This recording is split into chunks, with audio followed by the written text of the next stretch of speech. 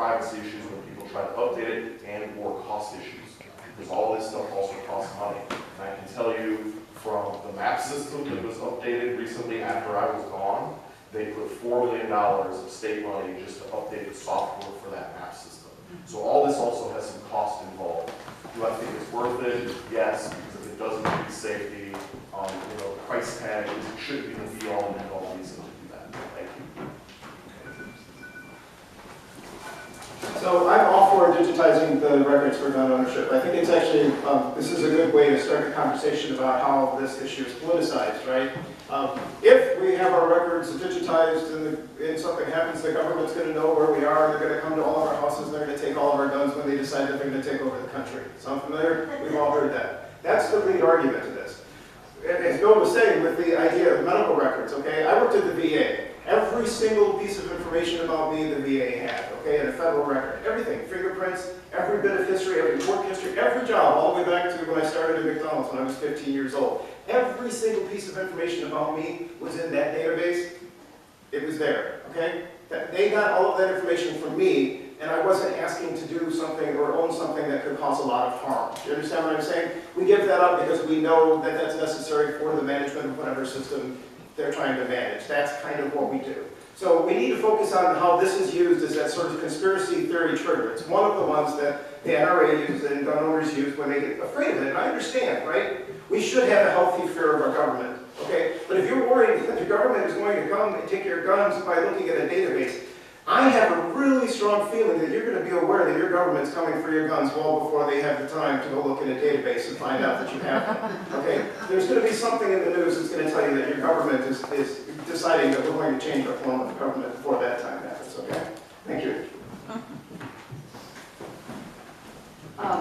I also support digitizing. There's a saying, knowledge is power, and also being more effective.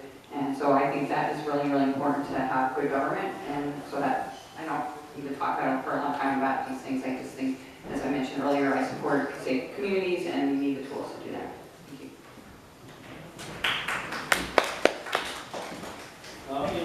Again, this is certainly a federal issue, but the issue that we have with this is that the guns that's already purchased now, that you purchase through a dealer, are registered with Homeland Security.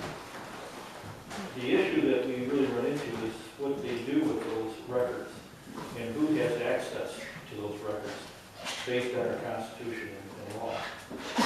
And my concern with having every weapon registered is that it's only going to be the good guys that gets them registered. And God help us if we have a government that ever comes out and picks up our guns like other nations have done. Your home will be broken into by the government, and they know where weapons are. And I'm not sure if that is good for this country. After all, I was looking around to see if we had any older generation here, and I'm not sure we do from back in World War II. It's the greatest generation. But the reason why this country wasn't attacked back then, and I have to believe the same thing holds true today, is that the Japanese were concerned that if they attacked the West Coast, every home had a gun, and they could protect themselves.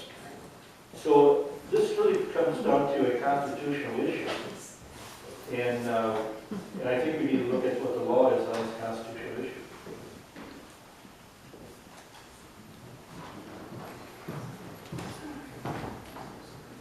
Alright, thank you. I guess you kind of led us into our next question about registration and insurance of legally owned firearms. So we pay a lot of money, and in Michigan, I'm sure we all know that it's a lot more than anywhere else, to register and insure our cars. We place value in knowing who owns what and ensuring that when an accident happens, people's lives and property are protected as much as we can. We don't do that with guns, and that's an issue. Registration of guns would allow better record keeping and aid in solving crimes. Liability insurance would provide relief for accident victims for those of intentional mayhem. So how would you respond to the registration and insurance of guns?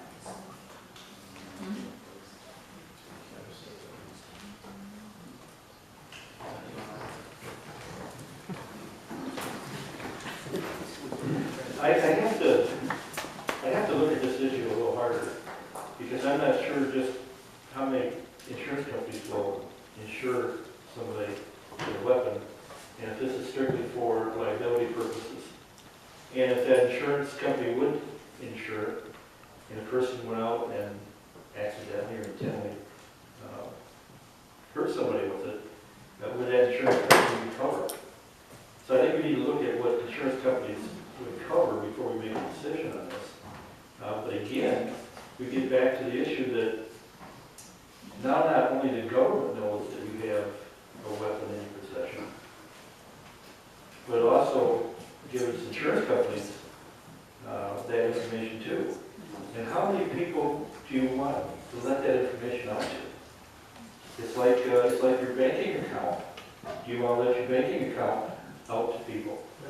And so many times that happens with your social security number. So there's some constitutional issues there that I think is there to protect our privacy, and we need to respect that. So again, the theme you're going to hear from me is community safety. If we have comprehensive background checks, we have the, what we just talked about with the ATF, making sure that they're registered there. I think that covers this in that whole package of updating the relationship between public safety and our communities. Okay, I'm not the least bit afraid to say that I think that if I have to have home ownership because you might walk on my sidewalk and slip and I might end up getting sued because you fell and broke a hip or something like that, or I need to have car insurance because I might run you over or crash into you or whatever, that I should have insurance for that. Seems reasonable that if there's something that I have or something that I can do to hurt you, that I should have insurance to make sure that if that horrible thing that happened to you, I can make that right through some kind of restitution to you and your family or something like that. I understand. That's a big leap, right? That's a huge leap when we're talking about this issue. Oh, now we're talking about ownership. I mean, insurance for gun ownership, okay? But think about it. Why not?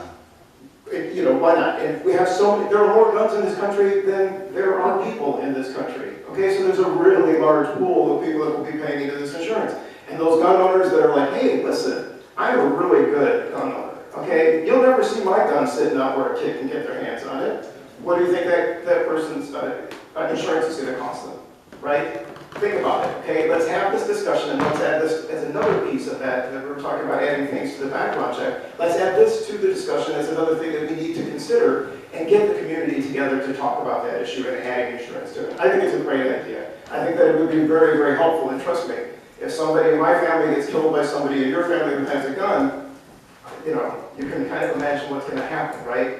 There are going to be issues where we're in your theory. It would be better for you to have the protection. Okay, you can sit here and think that you're always going to have control of your gun. A lot of guns get stolen in this country every single day. Okay, you're going to want that protection because if your gun gets stolen and it gets used in a crime, you're going to be held liable for it. Wouldn't you rather have insurance? You still have to be held accountable for the crime that happened with your gun. Thank you.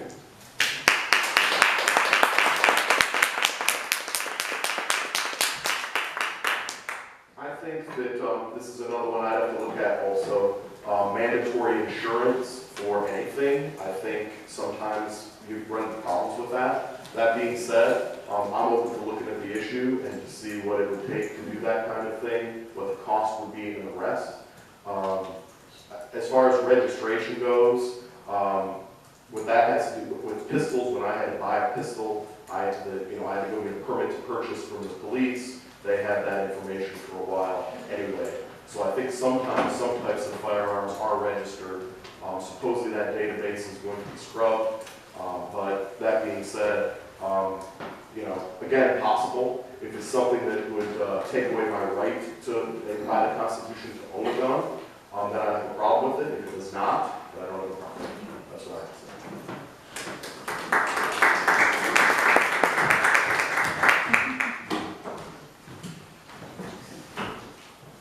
In June 2017, Representative Ronna Kale voted in favor of House Bill 4416, allowing people to carry concealed weapons without a permit and also allowing an individual who is prohibited by law from possessing a firearm to to carry a pistol concealed or otherwise, in a vehicle that he or she operates or occupies.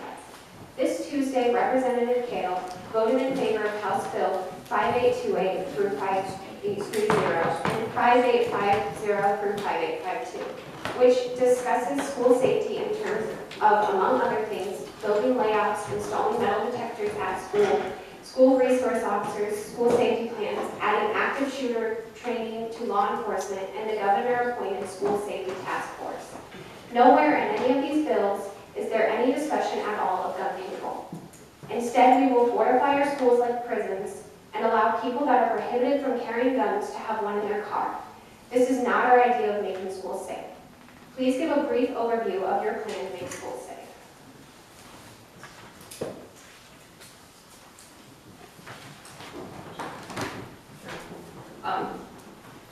I don't support concealed weapons in schools. I'm pretty clear on that. I was clear on that as a mayor. I actually joined suit with Ferndale when they were trying to allow concealed weapons in council chambers. I didn't really support that either. Being mayor and a local elected official for 20 years, I had my life threatened. I really don't want somebody sitting right there with a concealed weapon. So I take it very seriously. I think we have a big responsibility as community leaders to make sure we have safe schools for our kids. And I think it's a tragedy that my kids are grown. I do have a grandbaby. My first grandbaby was born last year, a little girl named Chloe.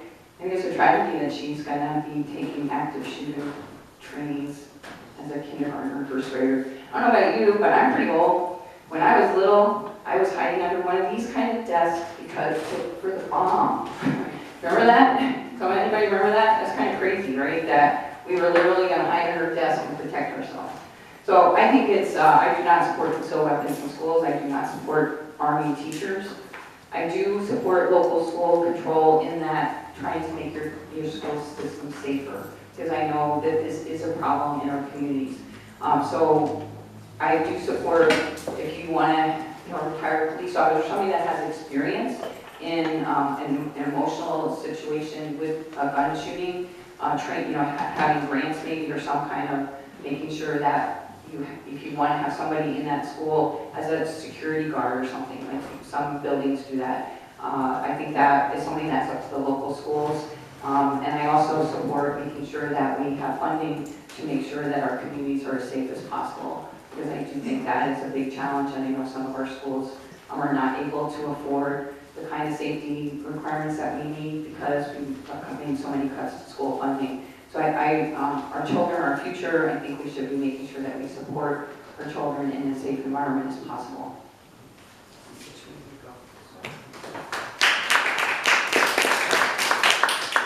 So this is probably the part of the conversation that really, I don't know why it just really messes with my head. And I think that it has a lot to do with the fact that now you're in school, right? And we had a conversation in Dexter, and I asked the students to kind of tell us what it was like every day being in school. How much of your school day is spent thinking, is that kid going to be coming in today with a gun?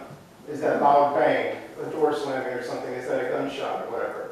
Right? This question is probably better asked for you. What do you need to feel safer in school? Do you know what I mean? Like, what is it going to be? How do we do that? This is the result of the failing of not addressing this issue a long, long time ago, right? And now you're stuck being the generation that has to actually face this. It makes reasonable sense that we would want to have better security at the doors of the school. Are you going to feel safer with better security metal detectors at the doors of your school? Probably not, because you're going to think like most rational people, somebody could find a way, right? There's always a way. So then if that doesn't work, okay, well, you have a safety officer who's got a gun. Okay, are you comfortable having somebody with a gun holstered in the school? Any chance that somebody could come in and get that gun from that person? How much safer does that make you feel? You see, the failing in this is that no matter what we really do, we can't make you feel any better. You're going to have that feeling, which means that your parents are going to have that feeling and that fear, right? They're at work thinking, oh, God, every time they get, if you call them, I forgot my lunch money or whatever, and they see the phone ring or whatever, you know what they're thinking too. Right now, this is a part of our culture because of the failing of our political system to address this years ago. Okay? So I support making schools as safe as they can be. But this isn't something that's going to be a quick fix, right? There's no solution that's going to make you feel safe right now. It doesn't really matter. We're going to pour a lot of money into it. We're going to make you have some more, a sense of being more secure in your school, but we can't guarantee anything.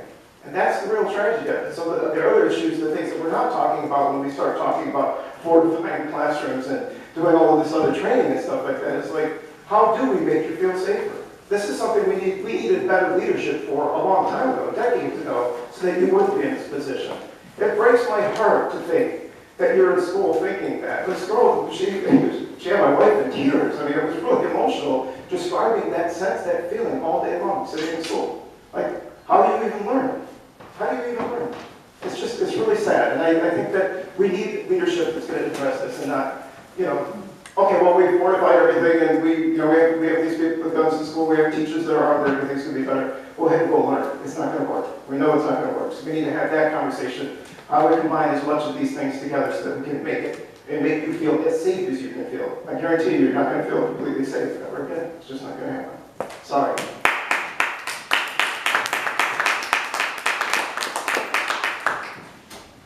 Thank you. So I kind of feel a little bit differently from that. I think there are ways to make schools feel safer. I do believe that they're considered soft targets by some people. So for me, I think that training and drills, you do drills for tornadoes, right? You do fire drills. I think some of that training is worthwhile and could at least help students who may feel unsafe in the school because of the possibility of an active shooter situation. I believe that would, at least they would know what to do, and it could end up saving lives. So that's how I feel. I know our local community college in Monroe has done ALICE training, and they've done some drills now on their campus. While I don't think it will prevent anything from happening, it would help if the situation actually arises.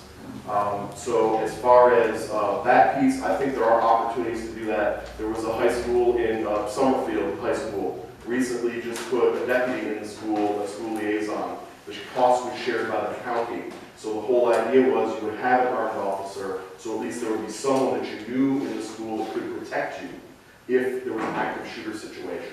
And for me, that means that it was an instance of local government, right, who was putting part of the bill, sharing it with the school district to have this liaison officer.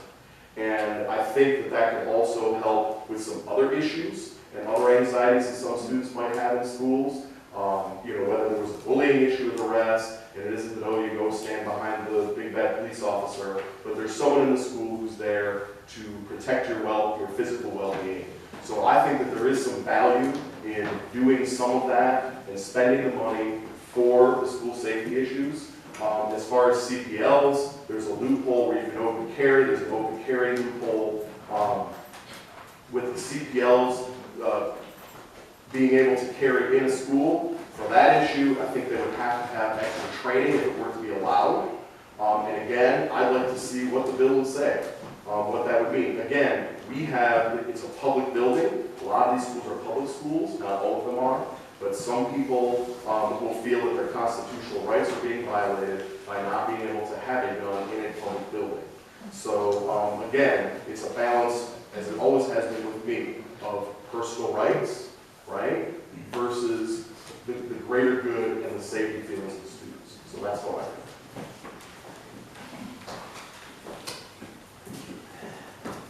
Just get straight to the meat of the issue. What can we do to make schools safer? And it's not just schools, it's churches, theaters, it's anywhere it's public property. It's not all about guns, it's about a big picture, there's many different things. And what I have been doing is I've been not only talking with students, but I've been talking with superintendents across the district here in Lenawee and Monroe County. More than one occasion. We've met here in the district, we've met in Lansing. And I'm listening to those superintendents tell me what their needs are. Because of those needs, the Senate and the House both have adopted budgets this year that includes additional funding for helping to make our school buildings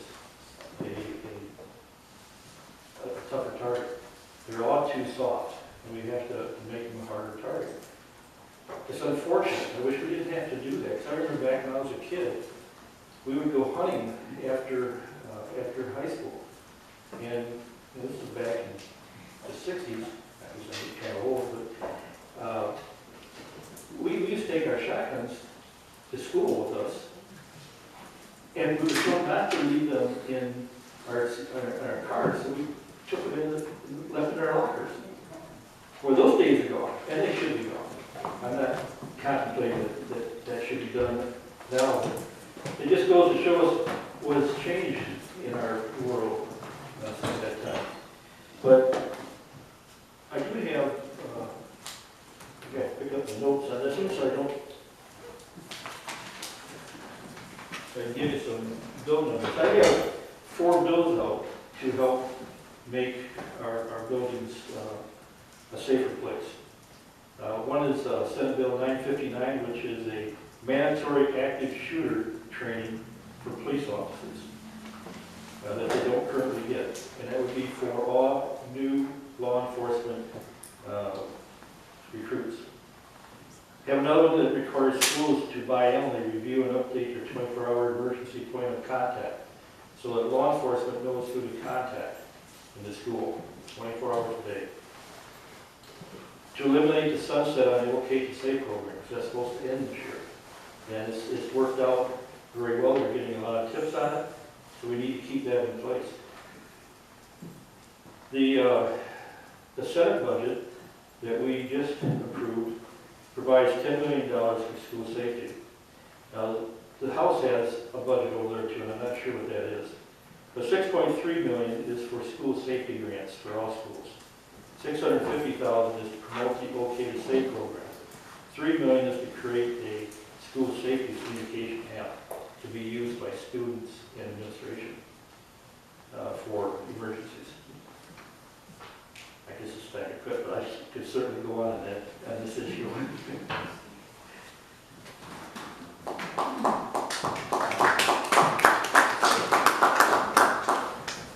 Alright, so it was brought up a little bit earlier, but our next question is about red flag laws.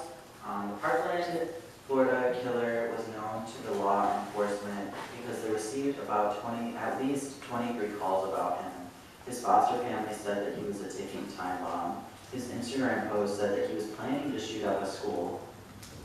At the time, Florida did not have any red flag law. A red flag law is a policy increasingly being adopted by states that empowers family members and law enforcement to seek an extreme risk protection order, a court order temporarily restricting a person's access to guns when they pose danger to themselves and others. A law like this would have prevented that killer from obtaining his legally purchased guns. Would you support the establishment of a red flag law? So, as I mentioned, my family had an incident with a gun, and a red flag law would have made it possible to actually prevent it. I'm in support of that, and as a mental health professional and a policy and evaluation specialist, I can tell you this is probably one of the most important things that we can do. And we keep talking about constitutional rights, and I know, right? I mean, this is the United States of America, and that's really important. But my family had the constitutional right to not have our lives turned upside down. Students have the right to not have their lives turned upside down. Right? I mean, isn't that a constitutional right? If all we're talking about is having someone have the ability to call and say, hey, please go over and get James' gun. He's been acting odd lately. He's not, he's not himself. I know he may have had a history of drugs and alcohol in the past. I don't know if he still does or whatever, but he's acting really erratic, and I think someone should go over and talk to him or whatever. Think of how much easier that is. And unfortunately, in our culture, we're doing the exact opposite, right? But there's nothing we can do. You hear it almost every time now. If someone says, hey, he's really starting to really, get out of the collar about things. He's getting quite off the handle. He started to seem like he was really angry about a lot of things. He was really upset. Okay? But go back to the number one place that these deaths happen with guns, okay? These are relationship problems in families. These are situations where people are just, having a really rough time dealing with the systems that are just crushing some families and making it very difficult to function. part of that coping now in our American culture is actually using a gun to solve those problems. Doesn't it make absolute sense that we would put something, some kind of protection like this red flag law in place so that we could prevent that from happening? Again, that would have helped my family tremendously. A lot of people affected by a single bullet in a single incident at a single time many years ago. Okay? That's happening all over the place. I think it's over 54% of gun deaths are caused by guns that are owned by a family member or intimate partner. Think about that. Okay? A red flag law will not prevent all of those incidents from happening. But even if it prevents one, I'm telling you, even if it's one bullet, one situation that it prevents, I can tell you, there are hundreds of lives that will be changed for the better by preventing that single bullet from being fired. Please, let's support the red flag laws completely.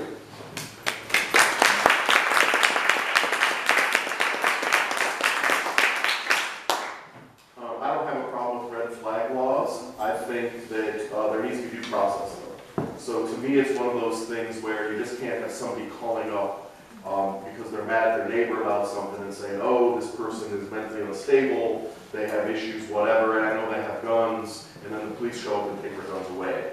So there needs to be some kind of rules, there needs to be some kind of due process, and I don't have a problem with that. I was talking to some veterans the other day, and one of them expressed a concern on their DD-214 when they were discharged. It said that they have PTSD, and so would that be a consideration for someone to lose their guns if all of a sudden there's a database set up? But as far as red flag laws, I don't have a problem with taking someone's guns away. As I said, as long as there's due process involved somewhere along the line. Thank you.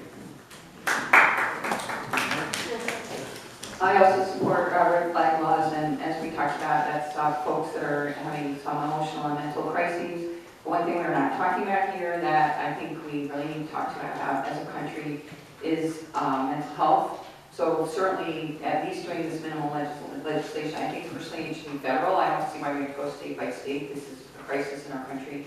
And I think that we all know people that my sons have high school friends that committed suicide by gun, and I think if we had more investment in mental health, better insurance coverage, there are ways to get better mental health facilities.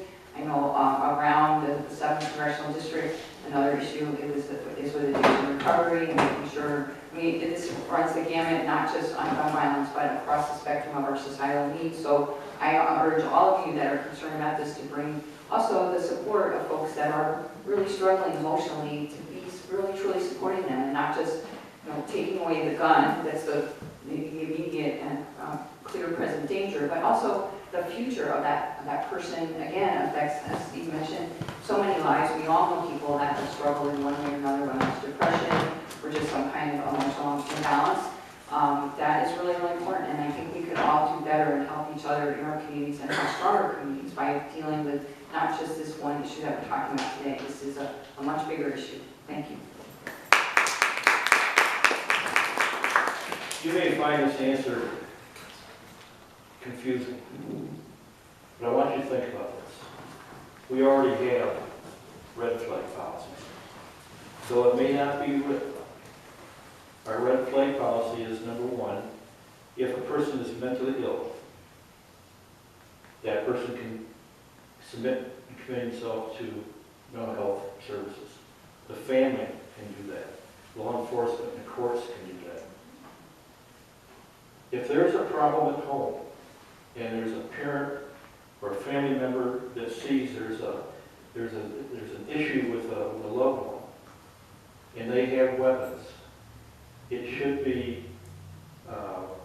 that family that seeks that help. It shouldn't be made first to law enforcement. But the importance of the due process is to make sure that what is happening to that person, that family, is true. Because what's going to happen is that you get a family member who's mad at another family member and they call and say, we're having trouble with this family member, you need to come get him and get his guns. There may not be any truth to it. So due process is very important. But I think this comes down to a family. We need to have stronger families in our nation, in our communities, that help their families work through mental health issues. And there are mental health issues, but it has to be first recognized